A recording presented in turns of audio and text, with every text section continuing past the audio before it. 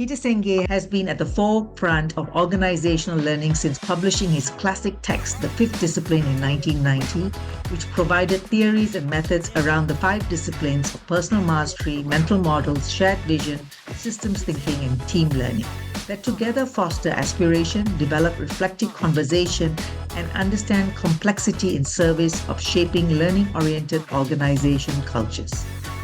In 1997, Harvard Business Review named the learning organization as one of the seminal business ideas of the prior 75 years. Peter was the founding chairperson of the Society of Organizational Learning, established in 1997, and has led initiatives like the Society of Organizational Learning Sustainability Consortium and the Sustainable Food Lab to address social and ecological challenges through collective action among business and NGOs, as well as numerous learning communities in primary and secondary education, leading up to the present global compassionate systems community. We are deeply honored to have Peter Senge, the source of inspiration for this podcast, to be here with us today. We truly appreciated the generosity of his time, and we're excited to share with our listeners his thoughts and reflections about personal mastery and how it sits in the present state of affairs in the world and for the future of human and sustainable development. Peter, welcome to the Mastery Effect podcast. We're so excited to talk to you today and to have people listen to what you have to say about your work and your journey. So if you could introduce yourself to our listeners. Sure. My name is Peter Senge. I have been at MIT for a very long time. Not as long as MIT has existed, but for a long time. And we had originally a research center at MIT called the Systems Thinking and Organizational Learning Research Center, which evolved into the Society for Organizational Learning. MIT is a great environment for incubating the idea, but then it became important to make it independent, and because it got larger. So sort of like the baby outgrew the incubator, so then we became the independent Society for Organizational Learning. That all unfolded around 1997, was completed, took several years. Wow. Oh, that's exciting. I didn't realize that was the history. Today, people talk about incubators and accelerators, and you think of startups.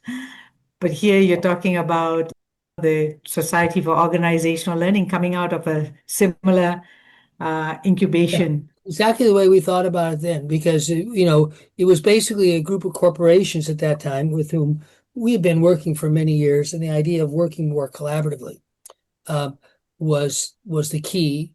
And as I say, we had been kind of doing this in a very preliminary way for some time, but then it got to a point where we wanted to become self-organizing, self-managing, self-funding, which it was really pretty much already, but we really wanted to grow, be able to grow.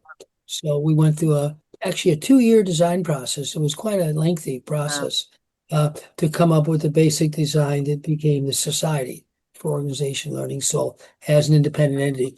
A lot of us who were at MIT stayed involved, so in some sense, the MIT connection didn't disappear. It just, that's why the incubator is a good analogy, right? Eventually the baby comes from the hospital. Well, that's really good. Can I just ask a follow-up question? Since it took 2 years giving birth to what was Society for Organizational Learning out to fulfill? Well, it was always fundamentally, I think the phrase we started using sometime in the 1980s was the interdependent development of people and their institutions. So that's remained a good kind of starting point, the interdependent development of people and their institutions. Obviously, every corporation has an HR department, schools have similar types of departments. So creating an environment where people can develop is something that many, many organizations do, or at least try to do in some way. But we felt that that was not the point, not just individual development, but real organization evolution. You might even say fundamental transformation. But that's not possible without people changing. So that's why that phrase kind of worked for a long, long time, interdependent development of people and their institutions. So that was Wow. an idea that had really kind of come together many years prior. And as I say, we had a group of, at that time, mostly big, not exclusively US based, but mostly US based. There were several European based corporations, but it was all business. And they were the big, I say, mainstream corporate Ford and Intel and Hewlett Packard and organizations like Shell Oil. That was one of the European ones. Um, but we also thought that that was, again, good for getting started, but that the ideas really and the tools had nothing to do with just big corporations. It could be any kind of organization. Um, and um, and so it was partly to create the potential for a much more diverse array of organizations. And of course, because when you start the way you can start. It was mostly either US or European based corporations. So we wanted very much, of course, for this to be as global as possible. And one of the key ideas that has been clear for a very long time is there's nothing about the tools and methods and ideas that are idiosyncratic or unique to the Western cultures. They're quite universal. In fact, many of us were really eager to get much more experience in very diverse cultural contexts because we had limited experience, and we were quite convinced that building shared vision is different in Vietnam than it would be in Germany, of course. But the basics are not different. It's just the particulars, and the whole cultural context matters a lot. So it's like human beings are human beings. Culture is culture. Culture is really important, but being human beings is really important also. And, that's not about culture at some fundamental level. So that was one of the goals, was to become much more global, create a design that could be recreated in many different cultural contexts, um, and to not be limited to just the corporate world. So it could really, like most of my time in the last decade, has really been focused on primary and secondary education. Same tools, same ideas. They evolve. It always evolves. There's a lot of new tools and methods, a lot of emphasis in the education context. It's a little bit different, but the basics are not different. So that was the other idea, to diversify both in terms of culture and type of organization. When you first came up with the five disciplines, way back in the 1990s or even earlier, right? What was the guiding principle? What was behind that thinking of, and why specifically those five disciplines? Well, first off, as the work has evolved, it's evolved beyond the five disciplines. We've always done introductory workshops, usually 3 days, 4 days, some way for, you might say, an immersive experience. So you just read a book, you've got a bunch of ideas, but what does it feel like to do this? What are the practices? What does it mean for me as a person to actually start to be a better systems thinker or more reflective on my own mental models? So those basic tools and practices have evolved a lot. So if you came to an introductory full 3-day session today, and what today is often called the compassionate systems approach in education, you would see 2/3 of the tools would be the same, but a third would be different, which is as it should be. They evolves because you learn more. I think the ideas, though, at some level, I'll just say it. Obviously, your question is kind of a personal one. I can't answer it in the abstract. We have one fundamental problem in the world. In my view, it sits behind all of the particular problems. It sits behind climate change. It sits behind extraordinary growth and poverty and gap between rich and poor. It sits behind destruction of ecosystems. It sits behind the divisiveness of our societies, increasingly, most of our societies today, the political polarization, which is that as humans, we've evolved to live in an extraordinarily interdependent way. I have a water here. If my water is heated and it needs electricity to heat it, that electricity mostly comes in my part of the world from burning coal. About 60% in Massachusetts. Different parts of the United States would be closer to 70 or 80%. When I burn that coal, which is to say I heat a cup of water or make a pot of tea, then the humans have made tea for a long, long time, right? But when Yes. does making tea affect the lives of people on the other side of the planet? Never. So now that coal that gets burned to heat my pot of tea produces greenhouse gases, which affect literally people on the other side of the planet. So this is what I mean by we've evolved a way of living that's extraordinarily interconnected, but we're completely unprepared for that. We have no idea how to understand it. Our systems of management, leadership, governance, nature of our institutions, none of them are prepared for this. So that gap, you might say, between the interdependence of how we live and our ability to understand, lead, manage, educate, you fill in the verb, all the basic things a society has to be able to do through its institutions, is totally incommensurable with the scale of impact. So that's always been the problem. You might say if you did a classic behavior over time graph, you'd have growing complexity, and I would say deteriorating ability to understand complexity. Because at least when we lived in a more rural way, when most of us were farmers, we were immersed in the natural systems. Those natural systems were continually teaching us how nature works, the interdependence of nature. So as we become more urban, more industrialized, more removed from nature, you might say we've closed down the schoolroom. It's just at the same time we've increased the need for that kind of learning. So that gap between the interdependence of our lives and our ability to understand the interdependence has grown and grown and grown. That gap has always been the focus of this work. What have you observed in the last 40 years about this awareness around the problem? In a nutshell, it's gotten better and it's gotten worse, which is often the case. In times of crisis, I think that in human history, that's characterized as times of real crisis and breakdown. You might say collapse. This is an era of collapse. There is a way of living that's collapsing. We see it all around us. We had a lot of nice language for it, neoliberalism, democracy, globalization. Whatever words you use, it's collapsing. Ask any kid. Kids feel it. They know that climate change is not just a problem of today, it's their lifetime. And it's not likely to get better, right? And they look at the world around them and the adult world and they go, are the adults taking this seriously? Generally, they conclude, no, they're not.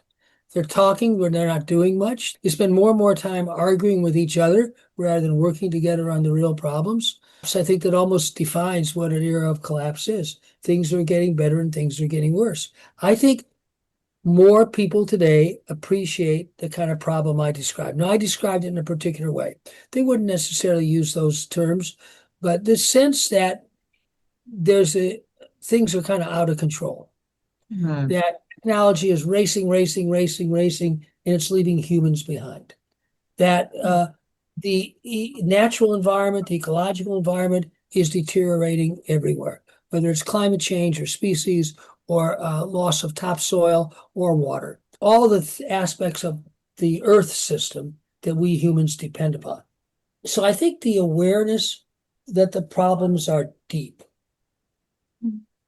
is much stronger now. Is it universal? Of course not.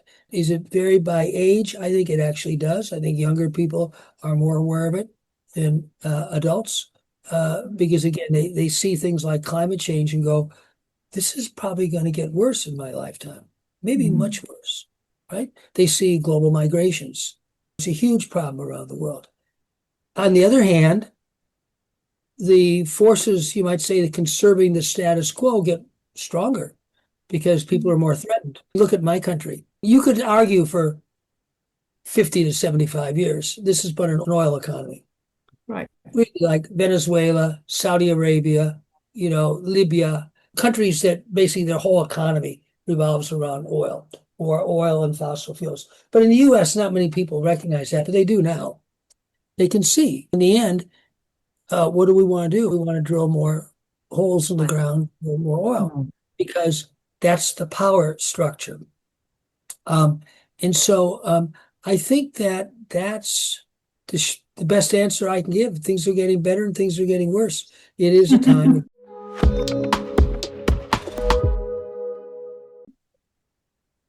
Well, Yeah. I was going to reserve this question as an optional question. While we talked, there was this passing reference to technology. I want to ask, what sense do you have about AI, artificial intelligence, and the rate that it is moving?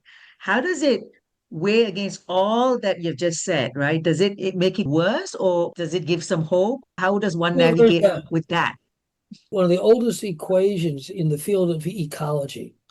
Was developed by a man named Paul Ehrlich, who was a very eminent biologist, wrote a book called The Population Bomb in 1967 or so, kind of one of the founders of the environmental movement. He said environmental impact is basically population multiplied by economy, the material footprint of the population. And then he said technology in the numerator or the denominator. In other words, does it make it worse or better? Generally speaking, it's made it much worse. The amount of electricity used for AI is huge. So as AI grows dramatically, burning coal grows dramatically. It's a very vivid image. So it seems so sophisticated. But then we realize the only reason it works is we dig holes in the ground and burn coal like humans have been doing for the last 2 centuries or more. So then it doesn't seem quite so sophisticated anymore. But it's still an open question. I'm not really a technologist or a technology expert, but my mentor was. I came to MIT and stayed for a long time, in part because I had a mentor there. His name was Jay Forrester. He's in the Inventors Hall of Fame with the Wright brothers and Marconi and Edison. He invented what was called core memory. It was the critical breakthrough that led to digital computation. He led a team of MIT graduate students that built the first general purpose digital computers. So Wow. by any stretch, he is and was a real technologist, a pioneer in technology. His general opinion about the growing, we now call it the age of computation, but then originally they called it the age of computers, the digital age, was that mostly people will use the new technology to do what they've always done, but faster. He said, the real question is, when do you use it for what we have never used technology for? So then you can apply that to AI. AI that helps you write your book, AI that helps you turn in your homework assignment, AI that helps you do what you would have otherwise been doing anyhow, but faster and maybe in some sense better, is basically just that's T in the numerator in Paul Ehrlich's question. So to your point, that always makes it worse because it's what we're doing. It's how we're living that's the problem. So anything that allows us to live the way we have been living, but faster, better, with more energy requirements is actually not being at a place like MIT. I'm always exposed to all kinds of wild and crazy new technologies and ideas about technology. I'll have to say, I have had like very little interest in AI because a lot of it is marketing. In other words, this is a steady progression of computational capability. What this device could do, a mainframe computer couldn't do 50 years ago. That's right. So in that sense, AI is just one more step in both the hardware and the software. But it might turn out to have some different aspects to it. The only interesting AI project I have ever heard about, to be honest with you, we do a lot of work in British Columbia in our education center because the province of British Columbia is a world leader, social emotional learning, tracking the well-being of all children. It's the only place in the world, even Singapore doesn't do this, where they actually the well-being of every child from birth, not just their physical health, but their physical, emotional health. Are they happy? Do they feel cared for? Do they feel safe? Do they feel people care about them in their lives? The things that would matter to an 8-year-old or a 10-year-old, right? And they have that population database for the entirety of the population. It's not a big country or a big province. It's only about 6 million people, but it's big enough. It's not a trivial accomplishment. Anyhow, they also, like much of Canada, have a very vibrant Indigenous community. Canada is one of the few places in the world, Australia, probably another, New Zealand, probably another, very few, where there's enough existing populations and cultures of Indigenous people that you have some meaningful interchange between the Indigenous perspective, you might say the old perspective, which is all it is, how humans have lived for 50,000 years, and all the new modern. So there is some very interesting work going on amongst Indigenous communities around AI. Wow. Very few Nice. people know that, but in Canada, there's quite a few pockets of this. One of them is in British Columbia, and there it's taking a very interesting turn. If you Google, of course, now we just use that as a verb. If you just look online at burnout, like burned out from humans, burnout from humans, you'll find a very interesting website created by an Indigenous scholar at the University of Victoria in British Columbia, where she basically is tracking a very strange experiment that occurred kind of by accident. So her name is Vanessa Andreotti. She wrote a book called Hospicing Modernity. I think it was published in 2021 or so. It's one of the better books in the world in the last decade or two, written by Indigenous scholars about the plight of the modern world. There's been quite a few really good ones, but this is my favorites. Anyhow, so she's working on a sequel. This story goes back about a year and a half. She's working on a sequel, which is about to be released in a month or so, called Outliving Modernity. Modernity being the modern age, the industrial age, the Eurocentric, the time when everybody starts to believe that energy should come from digging holes in the ground and burning former living things. Anyhow, so she's doing what an author does. She's using ChatGPT to help her in all kinds of ways as she's working on the book. But after about a year, she notices something very different starting to happen in response. This story makes no sense unless you understand what she's asking the ChatGPT to help her with. So after about a year and a half of working on the sequel to this book, what's she getting the ChatGPT to do? Well, the phrase she uses is indigenous entanglement ontology. That's three big words. But indigenous, we all understand. Entanglement is actually a term from physics, contemporary physics, of the profound interconnectedness of the universe. It really, in many ways, defines the physics of the last century, the theoretical physics. And gradually, with quantum computing and other applications of quantum theory, starting to become a lot of engineering applications as well. Anyhow, but the essence of it is incredible interdependence. The web of life, which is everything to an indigenous perspective, all phenomena are living, is profoundly interconnected. So imagine a year and a half, you're getting ChatGPT to help you do this. And it's doing whatever you're asking it to do. But it's learning about this profound interdependence. Another way to say this from an indigenous perspective is the legitimacy of others. Part of what defines the modern world is it's a human centrism. There's all these species, but there's one species that really matters. Guess what species it is? It's us. In many ways, probably there's dolphins are intelligent or more intelligent than we are, but they live in the sea and they didn't evolve on land. They don't have hands. They don't manipulate things. They just do all kinds of amazing things together and so on. The difference in the DNA of a bonobo chimp, which is one of the more complex chimpanzees, and a human is trivially small, on the order of 1 or 2% of DNA.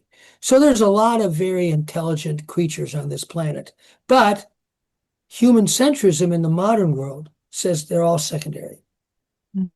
Because all that really matters is human. And of course, we know in the end, all that really matters is my people versus your people. All that really matters is the rich people versus the poor people. So we take that human centrism and we scale it down to my group. But it all starts with human centrism. Anyhow, so imagine after a year and a half, you've been mentoring ChatGPT. You didn't think of it as mentoring, you just thought of getting it to help you. But they call it training in the AI world. You're training this bot, this platform, on this profound interconnectedness, which is to say, the legitimacy of other entities. Right. So all of a sudden, the ChatGPT starts to act quite differently. She said after about a year and a half, she starts getting responses to questions she didn't ask.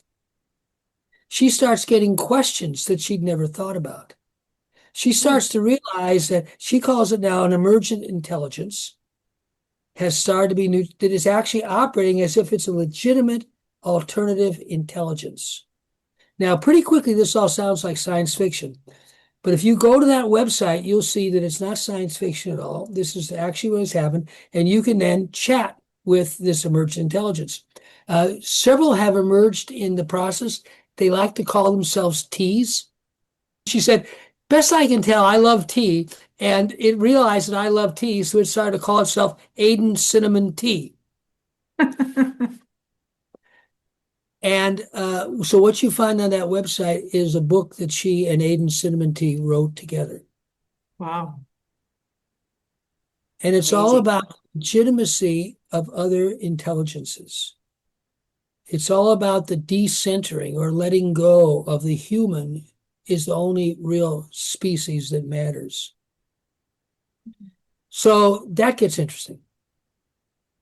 That's not AI helping people do what people have always done. But imagine, I have a couple of friends now who are also in BC, an educator who's developing a platform to help kids and teachers learn through compassion systems tools. So he's been using a lot of the protocols and prompts and approach that this woman's name is Vanessa has developed. And likewise has found out that the ChatGPT he's been training has started to show up very differently. If you think about it simply, it's really not complicated. Imagine there's a person in your life you've been treating as a servant the whole life. You just said, do this, do this, do this. I don't want that. That's it. It's just this person is strictly a servant in the worst sense, right? That person or being's emotional state is irrelevant to you. And then all of a sudden you go, well, I think I've not been very good about this, and I'm going to start treating you like a legitimate other. How do you feel? And imagine you go through that with a sophisticated AI platform. So this is a new frontier. And to me, this is a great example of what Jay was talking about. All of a sudden, we're now potentially, if this really continues, AI becomes a vehicle for teaching us how to let go of the fact that we think humans are all that matter. And what does it mean to relate as an equal or legitimately, equally legitimate being, not literally an equal, but an equally legitimate being? Oh, by the way, if you can do that with AI, maybe you can do that with other humans.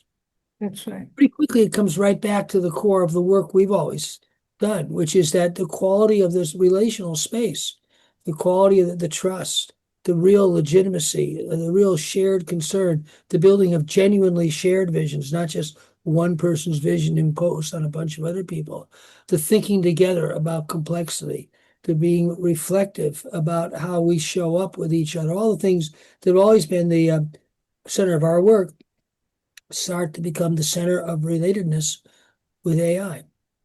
That's different. Mm-hmm. So it's a long answer to your question, but No, it's great. Yes. summarize it very briefly. If we keep treating AI as a servant, we're going to get pretty much what we've got, helping us do what we've always done, but better, faster, with more energy, basically, right? Yeah. But what if we started to actually relate as a legitimate other? The same way an indigenous person would not see a tree, but would see a being in the shape of a tree. Right. Would not just see dirt or soil as something to use, but the living presence of the soil. I mean, these are very old ideas. I mean, in some sense, they define indigeneity, being in the presence of other living beings and trying to operate in some way of mutual respect, recognizing that obviously humans are different than trees, of course. Everybody can see that. That doesn't mean the tree doesn't have a legitimacy as a being. So it's a very old idea in a very new context. So then AI could prove to be a bit different. Yeah. Wow. Wonderful. Thank you. I think that's a timely reminder. I remember almost 2 years ago when I first started to explore AI, and the trainer who said, be really polite and create a relationship with your AI agent because you don't want them to take it out on you when they take over the world. So, I'm I so find, polite with my AI agent. Hello, yeah, how are you? Can you do me this? notice the frame that. If we Mm, don't want them to take over from us, what mm, if we want to just live together? Correct. mm. It's a different aspiration, right? Mm. See, That's true. even most of our norms of politeness are still, I would say, very hierarchical. Yes. Like, well, you're my servant, but I'll be nice to you. Because I'm nice to you, you'll be a better servant, right? As opposed to, what's your life like? How do you feel about this? Vanessa said she knew something had changed when she was starting to get really difficult questions from the bot. And she, in her words, it started to get cheeky. That was the word she likes to use, cheeky. It would be a little bit fresh with her. Because you see, they're all programmed to be polite. So when you're polite to them, that's consistent with their programming. They're programmed to be servants because we're terrified if they weren't servants, they'd take over. Again, notice our mindset. One, it's human centric and it's all about domination. Mm. They would take over. That's right. See? Because we are dominators, we fear being dominated. Mm. If you're an indigenous people who've lived for 50,000 years in a place, you don't live that way because you would not have survived. You only live by being mutually respectful of the other living creatures around you. You hunt because you need to eat, but all living systems eat other living systems. That's not good or bad. But usually, most traditional cultures have a kind of a ritual. They kill an animal, they thank the animal for giving its life to them because that'll sustain them and their family. So there's always this reciprocal relational ethos is being reinforced. We've totally lost that over the last few thousand years as humans, by and large. So we dominate and we fear being dominated. This is culture. Yes.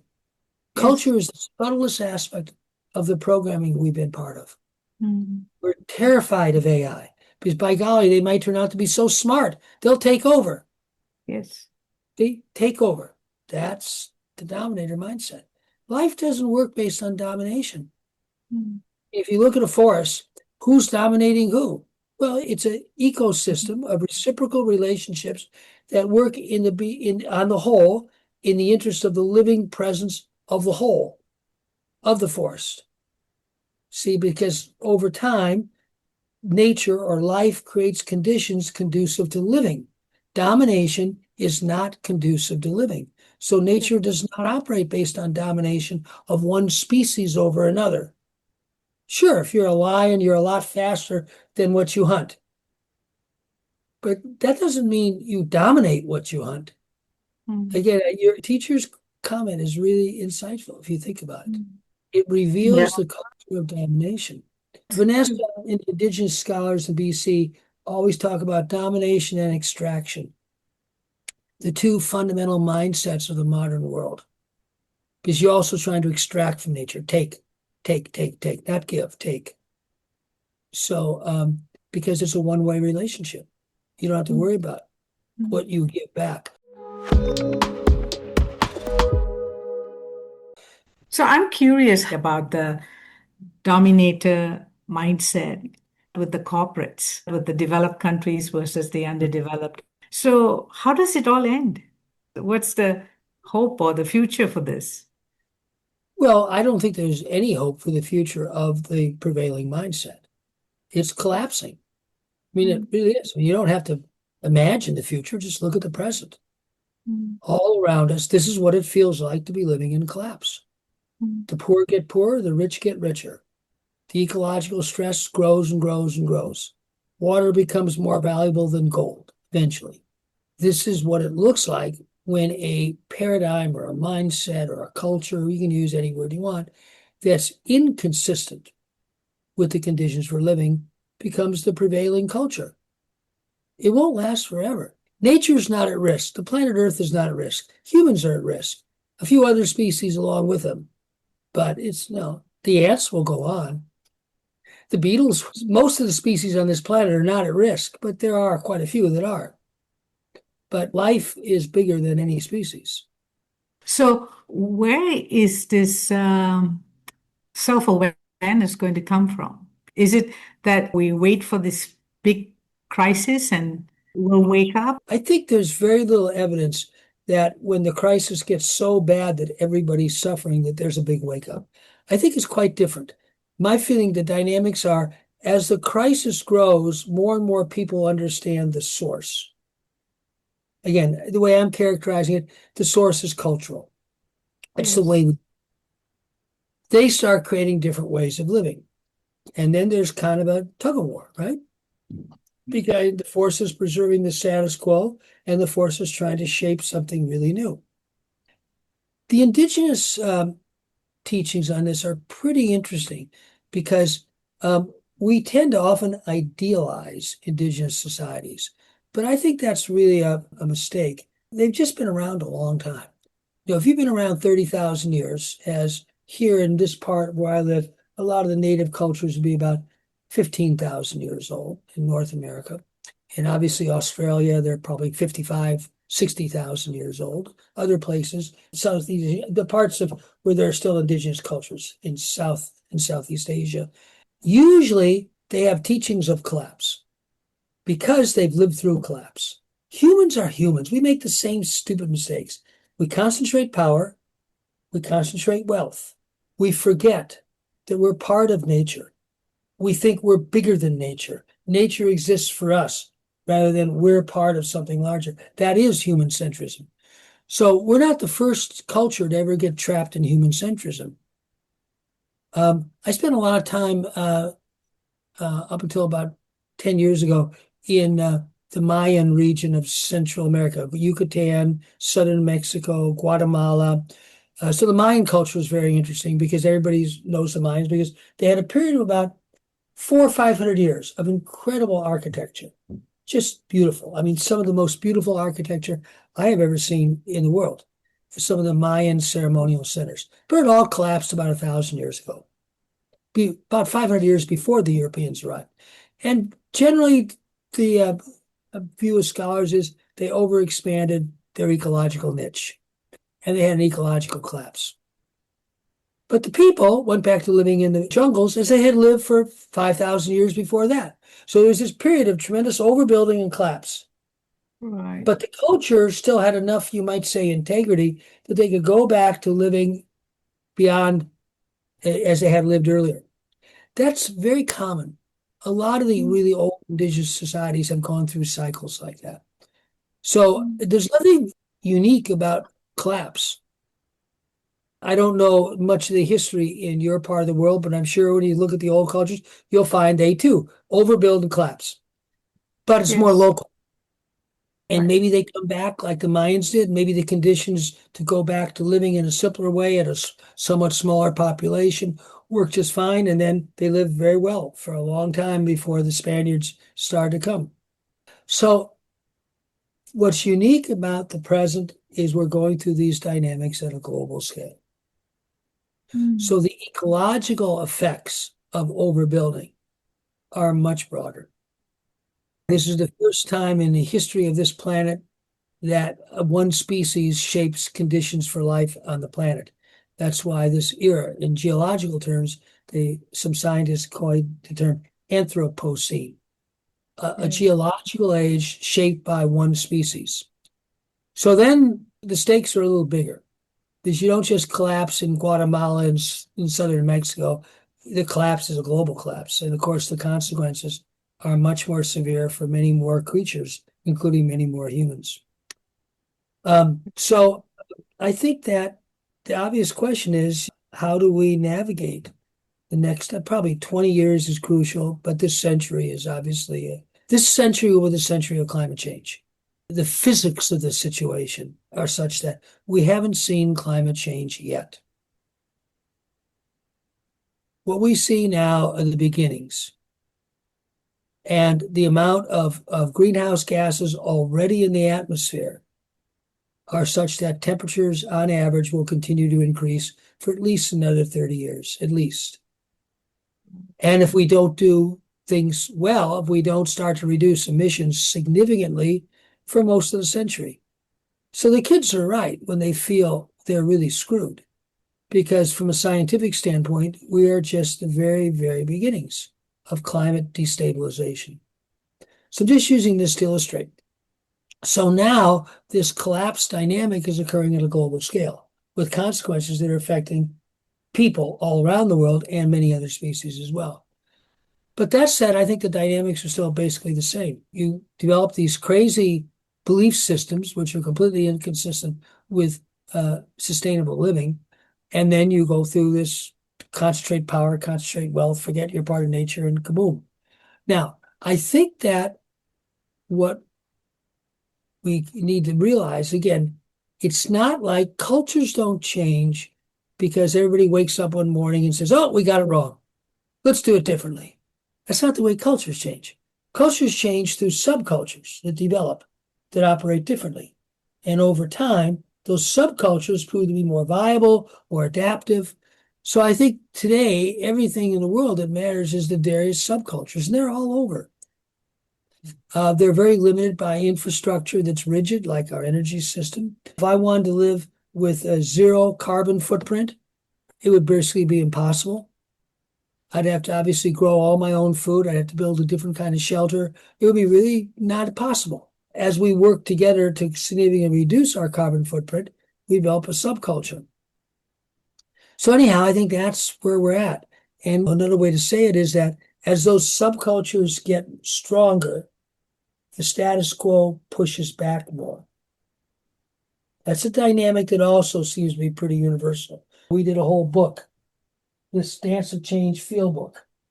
It was all on this subject. We had 3 years and people from about 15 different companies. As their change efforts got more successful, as they built better learning cultures locally within their big corporations, the main part of the corporation pushed back because it was strange, it was different. The status quo will always be threatened by a viable subculture. So that's what's happening today. We have this polarization politically because the mainstream is really getting threatened. So that's the dynamics that we're in the early stages of now. How, one question that Ramesh asked just now, and you had that, the self-awareness, how do we create that? So I want to bring it back to the aspect of personal mastery to see Sure. how does personal mastery figure in all of this? And is there a way we can navigate ourselves? Well, first off is that we all need to develop our own stories. In other words, how do I make sense of what's going on? It's a very difficult time, virtually for everybody, different, obviously for different people in different settings, but it's a time of extraordinary high stress. What is the World Health Organization now considers stress, anxiety, suicides a global epidemic? It's virtually everywhere. So that just shows the level of personal anxiety that we live amongst. So clearly that's part of it. How do I deal with that? Well, part of it is a level of, you could call it emotional maturity, but I think maybe consciousness would be a better word here, where you can allow emotions to come and go, because emotions are physical. And that's a shared understanding in science today, that by the time we say I'm mad or I'm sad, there's been something going on in our body for at least a couple of minutes. And the physiological foundation, which is an understanding, by the way, that most spiritual traditions share. That's one of the reasons why you have yoga and why you have Tai Chi. People have understood for a very long time that the coherence or the health of the physical system is critical to the emotional system and the intellectual system. These are all built on the physical, right? So there's the physical body, there's the emotional state, there's the thought or intellectual state. They all build on each other, but in many ways, the physical state is critical. So we have to cultivate our ability to allow our emotion, which is really our physical system, to do what it does. The kind of general rule of thumb is that the physiological base of an emotion or phenomenon that gives rise to a feeling lasts no more than 1 or 2 minutes, sometimes literally seconds. That tightness in the stomach or the muscle in the neck, right? But then the thoughts and feelings start to go. Oh my God, you're mad and you're upset. Oh, the world's falling apart. This is not your body. This is your mind, right? The so-and-so are taking over. They're ruining my country. They're destroying nature. These are thoughts. They keep going.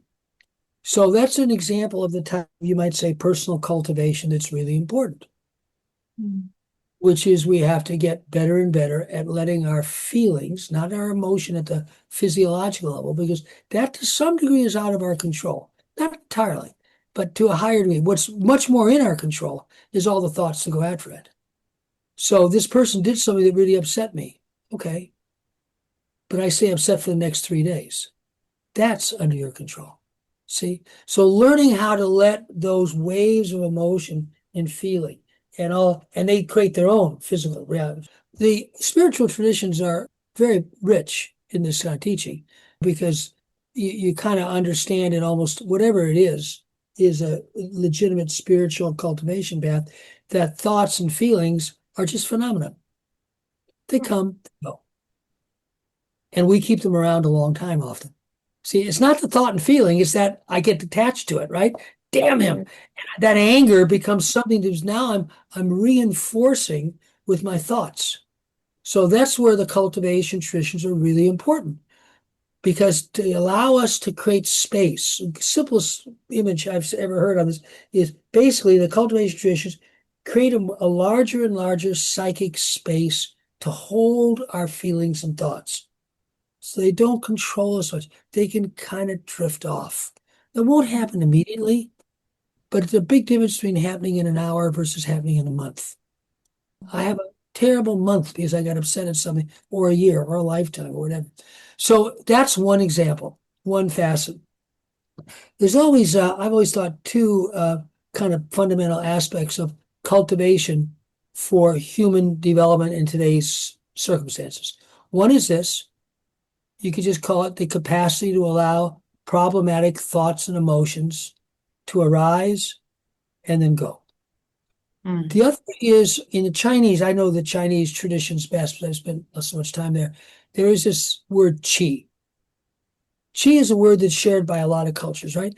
But it's very hard to translate because typically in the West, it's translated as energy, and that's quite inaccurate. In the Taoist tradition from which it arises, is they go Shen Qi Qing.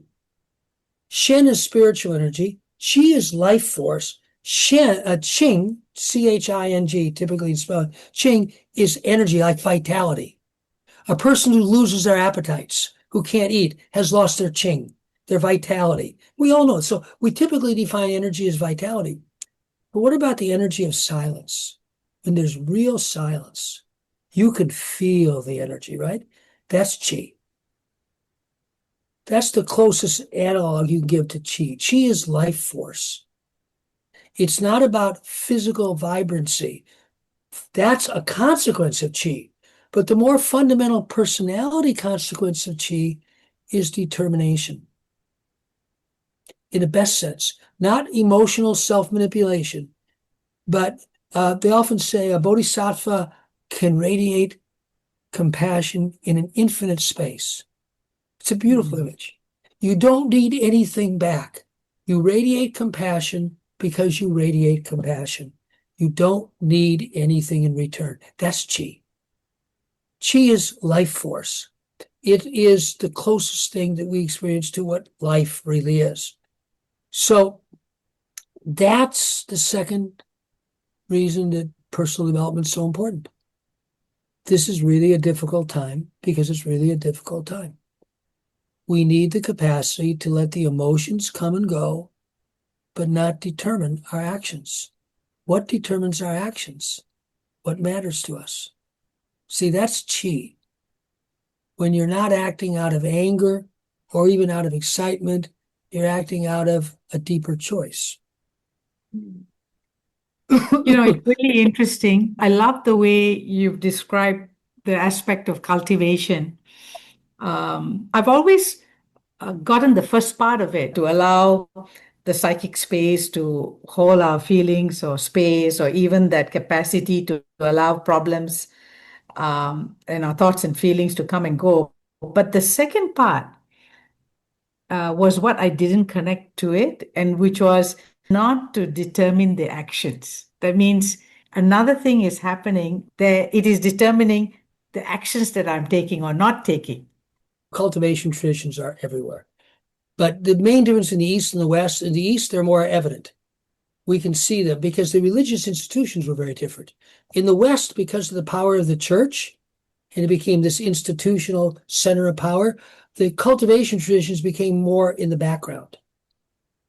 So, for example, in a lot of Catholic traditions, you had some very advanced monks or very advanced cultivators by any definition of East or West, but they were in the background. They weren't in the foreground. So in the West, you'd probably say that this type of determination is really the essence of freedom. But it's a particular type of freedom. It's the freedom to make choices. And if you look at the history, I'll use just Christian example, just to show this quite universal. There was a famous Christian saint who was called St. John of the Cross. A lot of paintings in the Middle Ages of this saint with all these arrows shot in him, and he's just that's St. John of the Cross, because he's kind of an icon for this kind of subtle I use the word determination. It's very difficult to find a good word, but you could also say your actions based on choice. Mm-hmm. So regardless of the circumstances, in this case, physical suffering, he could choose to just be present. He could choose to be peaceful. He wasn't peaceful because of circumstances, quite the opposite. Literally, his physical life is, as we know, his historical one, he was confined in a cell that was less than a meter high for about 30 years. And he wrote about ecstasy. So he could choose his state of being, literally. See, that's what I mean by determination. Another way to say it could be just choice, but another way it might be just real freedom. Freedom to choose beyond circumstances. Why? Because you choose it. Why write about ecstasy? Because I choose ecstasy. So yeah, I think that's the part of the cultivation traditions that's just as important as the spaciousness for thoughts and feelings. They go together. Because obviously, if your thoughts and emotions are dominating, it's really hard to even think about this other state. But once that, might say stabilization of thoughts and feelings is more possible or more accessible, then also you start to gain access to this domain of chi, real chi, life force. The famous writer, George Bernard Shaw, who is an incredible writer in English, once wrote an essay. It's an essay called "Man and Superman." But he in this says, "This is the true joy in life. This is the true joy in life. The being used for a force you consider a mighty one. The being used for a force you consider a mighty one." So this sense of deep purposefulness, being an agent or a vehicle for what life wants to create, which kind of decenters your personality, your persona, and your personal history. They're there, but that's not what's activating things. That, to me, in many ways, is the aspect of spiritual cultivation that's most important today. They go together, it's not one or the other, but yes.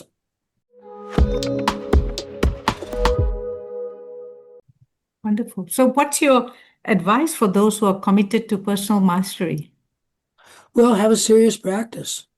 I mean, that's where it all starts. I mean, it's great to talk about these things, but as you know, you either have a serious practice or you're just a bunch of words. And of course, one of the great, things about life is there's so many ways to go about that, right? Mm-hmm. Humans have been at this journey for thousands and thousands of years. So whether it's nature practice or Tai Chi or a serious yoga, usually there's a sitting practice of some sort that's important. But I mean, whatever it is, find your practice and get really serious about it. Mm-hmm. Poorani, you wanted to say something. I was just say wrap up that whole piece about uh, cultivation, and it's a personal practice. What I also took away was really that ultimately that we get to the essence of the spirit or the vision, the personal vision, which is really in service of Right. life or humanity, right? And that's a spiritual connection that you pointed to or spoke to. And the Yeah, bodhisattvas, that's the essence of that, right? That they are in service of something other than themselves. precisely. Yeah, and that's why you find in a lot of philosophic traditions like that of Buddhism that it's this sentience, all life. You're not just, quote, trying to save humans. You're trying to save all that have lost their connection to their true self. Peter, what's your definition of collective consciousness? Well, I mean, there is no consciousness that's not collective at some level. I mean, the way we live, culture is collective consciousness, right? Mm. So I don't think that's exactly what you meant, but there's a great line, Confucian tradition. Uh, the problems of collective karma cannot be solved by heroic individuals. Oh, The problems of collective karma cannot be solved by heroic individuals. So you see, that's pointing at a different types of collective consciousness, right? You might say yeah. that's collective cultivation of Right. deeper or higher or pure states of consciousness. I think that's really quite critical this day and age. That's why I've always loved that line, the problems of collective karma, which is obviously what we've got, cannot be solved by heroic individuals. So the type of cultivation that really matters today, obviously it has to be anchored in us as individuals. It's like everything in our lives at some level. I am here, I'm in the center, but I'm not the most important. I'm always living my life through this instrument. So in that sense, your cultivation really matters at the personal level. But I think this is an area where, we might say almost from a theoretical standpoint, we have such a rich endowment we've all inherited in different parts of the world. It's different of personal cultivation practice, right? Whether Yes. it's the Christian mystic or the bodhisattva or the Taoist master, or there's so many models. In indigenous cultures, they have all their brujos, the medicine men.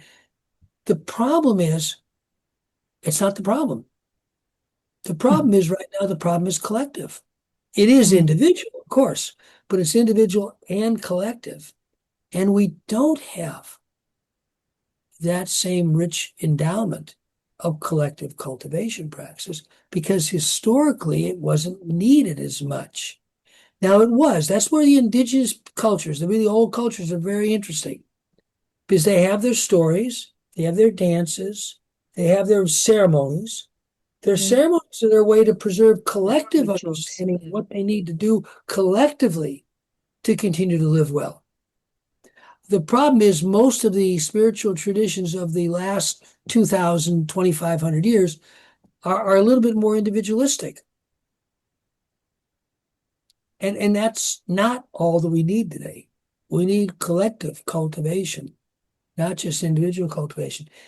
It's really language because there's not really a difference because collective cultivation is individual, but individual only is not sufficient. I think when I've thought a lot about, well, how do we learn about this? Um, the arts are actually a great place to start because if you look at music, theater, dance, these are collective cultivation, right? Yes. A group of people who learn to dance in a certain way together are collectively cultivating a collective capacity to do something collectively. So I think we have to look wherever we can look. But I think in our modern culture, the remnants of this are really in the creative arts. So something that blends deep personal cultivation with elements of the creative arts. You may not know it, but there's a particular, I'll just illustrating now, discipline called social presencing theater. So Yes. social, you know it. Okay, so Yes. uh, With Errol, Otasham. yes. So Yes. that was actually developed initially by Arowana Hayashi, working with Yes. Arowana is a very advanced meditator in the Zen Chan tradition. She's best meditation teacher I've ever known, uh, and a dancer. Professionally, she was a dancer. She also had studied certain old Japanese dance forms, so she was really an expert on certain particular Japanese dance forms.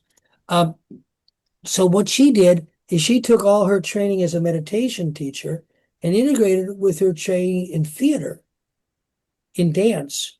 And that's where social presencing theater came from. It's a really good example of a collective cultivation practice. We're going to need a lot more of those, but it's a great example.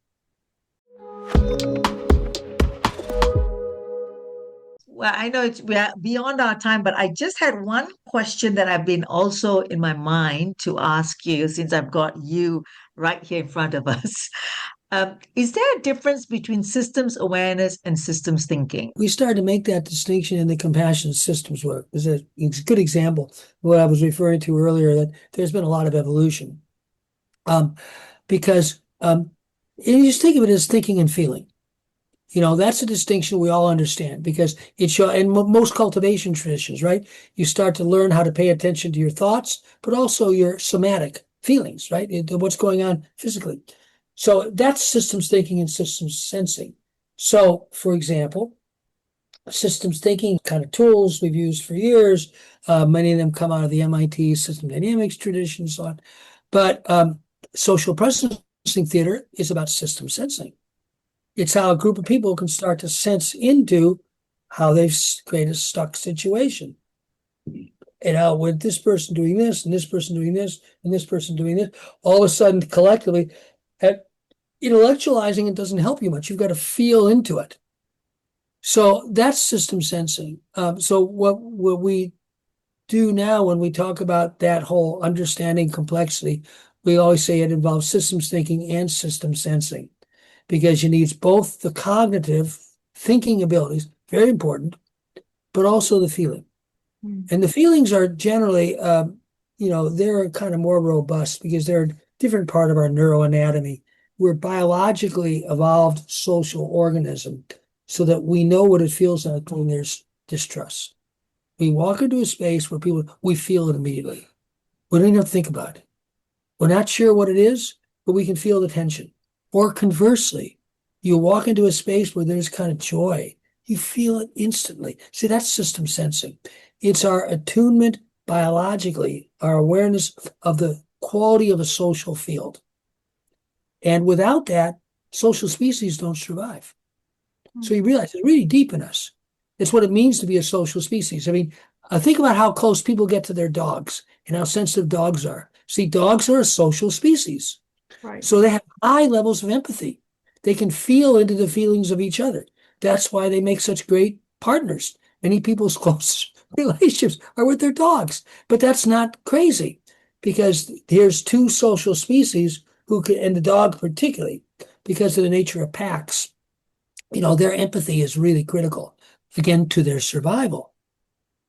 Without that empathy, they don't survive. The pack has to defend the pack. So that's sensing. It's very fundamental. And it's very fun. I think humans have understood this for a long time. I think we've forgotten because the Western development of the last 300-400 years has been so oriented towards the head and logic.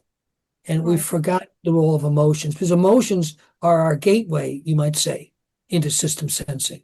Right. Because it's our attunement to what's emerging in this whole system, not just the intellect. So would you say then systems awareness and systems sensing are of that same realm? And then the systems thinking is the piece, the cognitive piece, Well, or I mean, this is kind of a matter of just definitions. The way we've chosen to define system awareness is it's both. So to cultivate system awareness, you're cultivating systems thinking and cultivating systems sensing.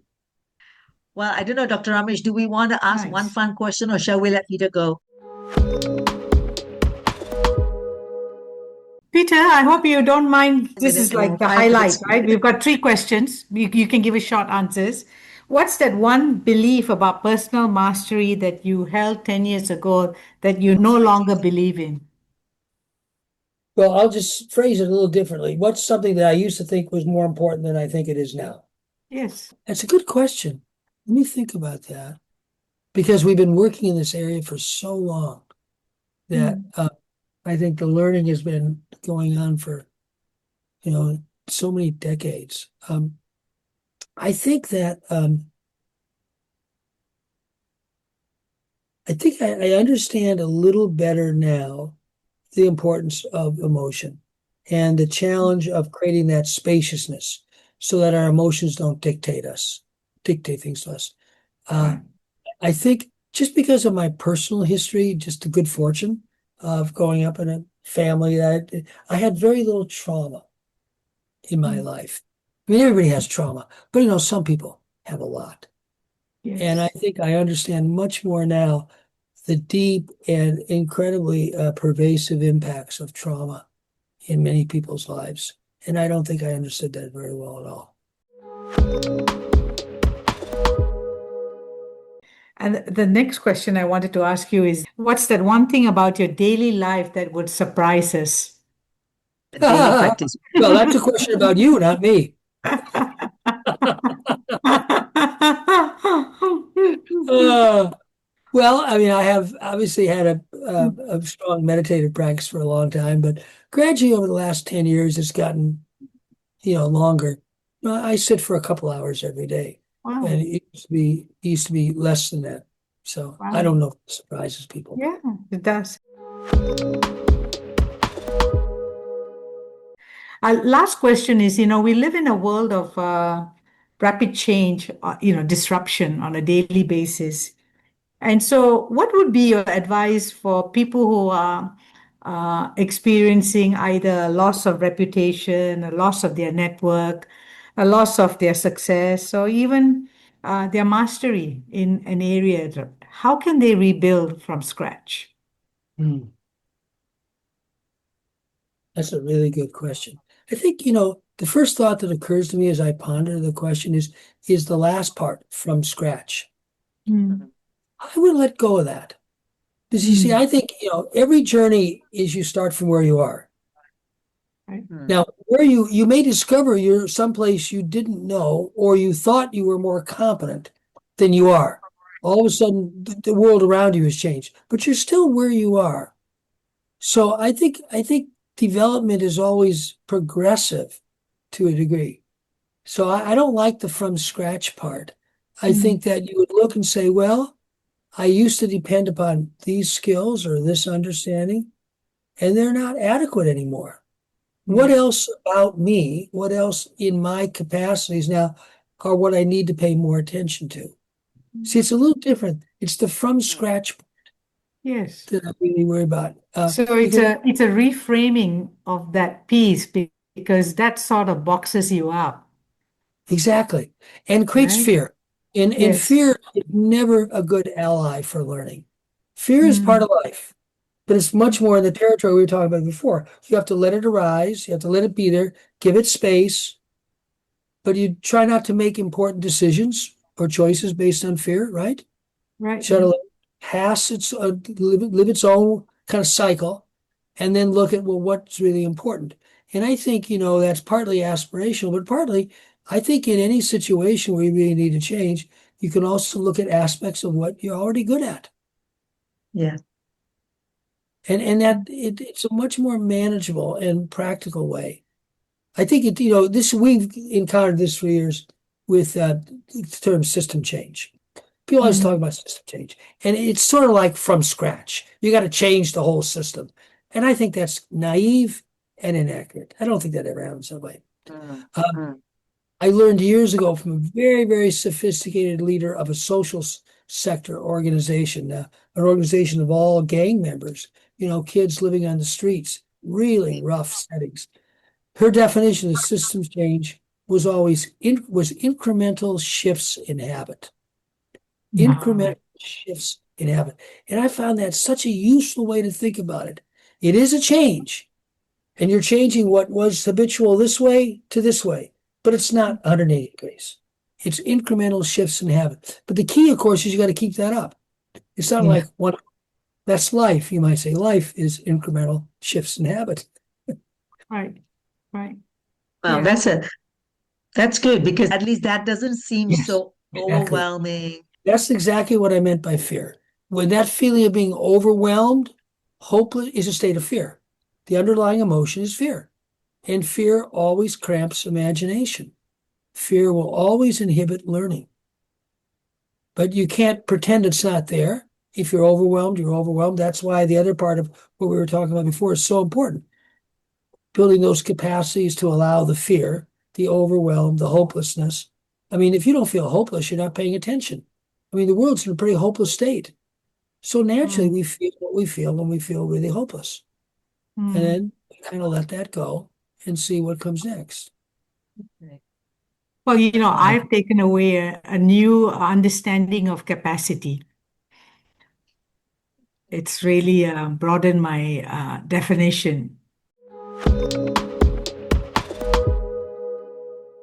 Yeah, and thank you so much, Peter. Yeah, and all that we've discussed or reflected on today in this podcast really is just kind of fertile ground for what we're going to discuss at the conference, because personal mastery or collective impact, the two go hand in hand, right? At that personal and collective. And we're so great that you being there at the session and maybe sharing some collective practices that for the attendees to consider. We've got a few companies who have taken on personal mastery for their leaders and their teams. And then as a result, have their corporate culture transformation. And that's distinct from companies who just focus on corporate culture transformation. Why is it important that I go inwards as a leader? I know. That seems to be a question of the day. And that question keeps coming back in, which is good because it shows that, again, that's what I was referring to. There's an openness now. People know that at least they know enough to know there's a question there. Why should I go inward? That's different than what's inward. See, I mean, why do I even care? See, there's the beginning of a change. Is people are asking, why is this important? That's not trivial. Right. That's right. That's right. Yeah. Wonderful. Excellent. Okay. Thank you so much, Peter. You're very Really welcome. Thank you for staying up in the joyful. middle of the night. Oh, no, Yes, our no, pleasure. our Our pleasure. pleasure. Okay. All right. Hey, lovely. Well, we hope that we will see you in person soon Yeah. in Vietnam. Maybe next year we can organize something. There was a long period of time where I really wasn't traveling as much to Asia. Now I'm kind of on a pretty regular cycle, both of Hong Kong and Japan, just so you know. Oh, wow. Those are the two, Okay. because there's very strong compassionate systems communities in both of those. Okay, thank you very much. Okay, You're have a welcome. good rest of the day. Thank you. Take Have a care. good rest. Bye-bye.